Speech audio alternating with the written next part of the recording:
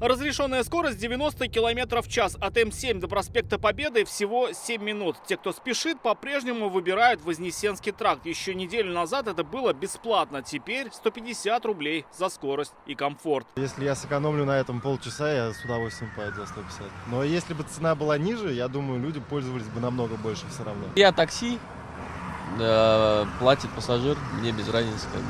Вознесенский тракт задумывался как спасение для казанских водителей, но как только здесь снова ввели плату за проезд, многие автомобилисты предпочли вернуться в пробки. Например, на Мамадышский тракт и улицу Закиева снова хлынул основной поток машин. Люди едут на работу, детей везут в школу. И, по словам водителей, с понедельника стоят в пробке по 30-40 минут.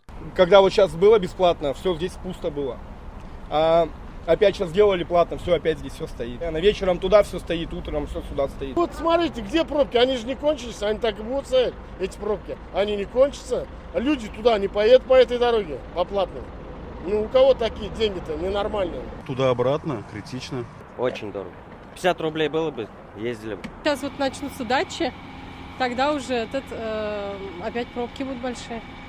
Ну и потом строится Царево, все это строится, опять-таки поток машин здесь будет.